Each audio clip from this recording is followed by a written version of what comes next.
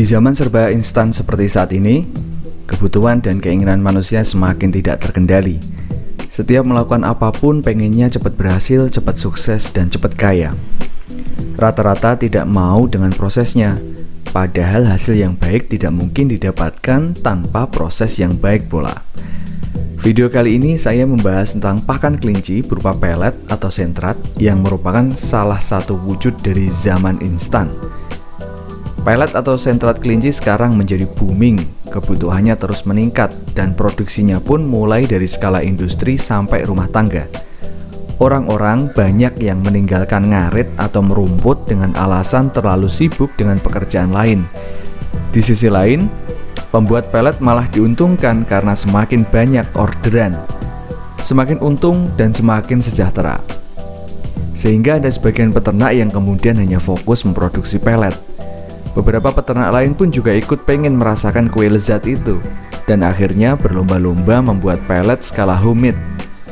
Teman-teman bisa cek sendiri, banyak video yang berseliweran di YouTube tentang bagaimana cara membuat pelet. Bila teman-teman tertarik pula untuk membuat pelet, ada beberapa catatan yang ingin saya sampaikan. Yang pertama, teman-teman perlu mempelajari berbagai macam kandungan pakan yang tabelnya bisa teman-teman download di internet.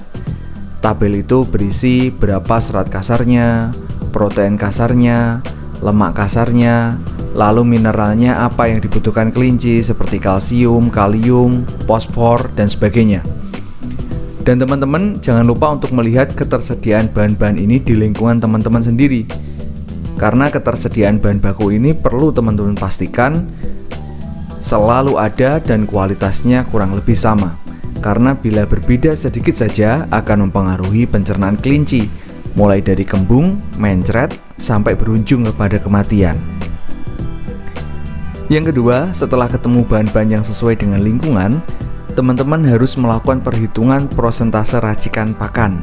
Pada tabel yang saya tulis ini, saya sudah memilihkan ada bahan pakan yaitu ampas tahu, tepung jagung, dan kangkung kering ya, yang memiliki protein kasar sekian, lemak kasar sekian, dan serat kasar sekian, TDA-nya sekian. Nah, takaran ini kemudian teman-teman saya mencoba untuk memberikan takaran ini, misalkan ampas tahu ini 50% ya, kemudian tepung jagung ini 15%, kangkung kering ini sebesar 35%, ini takarannya, sehingga mencapai pada 10 kilo seperti ini. Dengan harga ketemunya 12.500. Nah, kemudian saya hitung di sini protein kasar ini kan maksimal 18%, kemudian serat kasar ini 11%, lemak kasar di sini 5%. Perlu teman-teman ketahui bahwa kalau serat terlalu tinggi ini menyebabkan anak-anak tidak cepat besar karena pencernaannya itu terlalu keras bekerja. Yang dibutuhkan anak-anak adalah protein ya. Sedangkan indukan itu yang dibutuhkan adalah serat.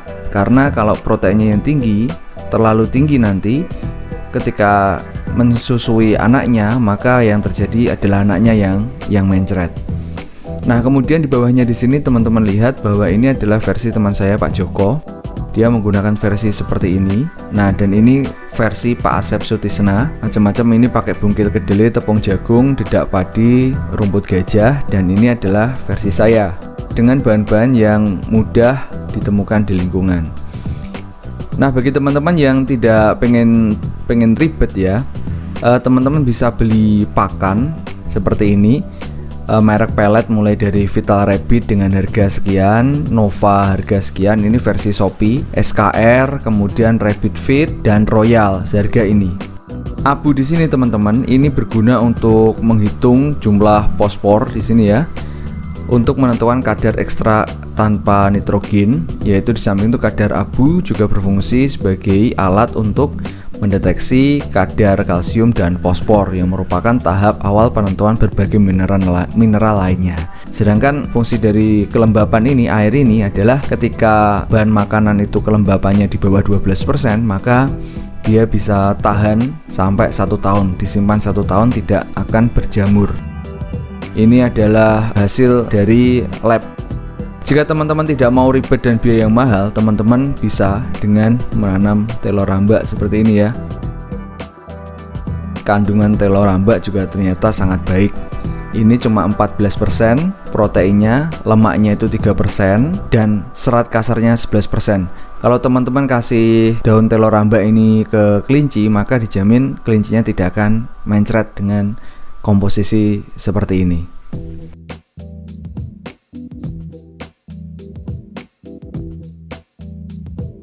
Dan seharusnya teman-teman semuanya, pelet ini sendiri harusnya sesuai dengan tumbuh kembang kelinci. Layaknya pakan pada ayam, ada tingkat starter, grower, dan layer, atau bahasanya ada tingkat anakan, remaja, dan dewasa. Karena pengalaman di kandang seperti yang saya sebutkan tadi, anakan itu butuh protein untuk pertumbuhan dan tidak butuh serat yang tinggi karena bisa sembelit.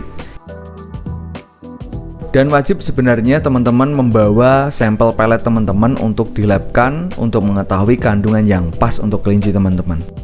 Untuk wilayah Jawa Timur, umum melakukan lab di Fakultas Peternakan Universitas Brawijaya, kemudian ada juga di Laboratorium Sukovindo di Surabaya, dan ada juga di Laboratorium Kementan. Sedangkan untuk tarifnya sebagai berikut, teman-teman bisa lihat di daftar yang sudah saya download ini. Kemudian yang ketiga teman-teman semuanya, ketika pelet sudah jadi, teman-teman perlu cek palatabilitas kelinci dan pengaruhnya terhadap tumbuh kembang kelinci. Palatabilitas ini adalah kemampuan kelinci untuk membau dan merasakan pakan yang tersedia serta sangat selektif terhadap pakan yang disukai. Lebih lanjut dijelaskan bahwa palatabilitas ini berkaitan dengan hal-hal yang mempengaruhi selera makan, bisa karena faktor internal, kebiasaan, umur, maupun faktor eksternal seperti sifat pakan yang diberikan, bau, rasa, tekstur, dan kondisi lingkungan. Kelinci tidak terpengaruh dengan bentuk pelet itu sendiri. Dan di sini teman-teman semuanya memang harus melakukan trial error ya, dan ini butuh waktu yang lama sekali. Kemudian terakhir yang keempat adalah teman-teman jangan lupa bahwa teman-teman harus punya mesin cetak pelet dan dieselnya ya, yang harganya juga sangat bervariasi di pasaran sesuai dengan kapasitas cetaknya dan kekuatan dieselnya berapa PK, karena kapasitas itu menentukan berapa kilogram per jam pelet yang dicetak.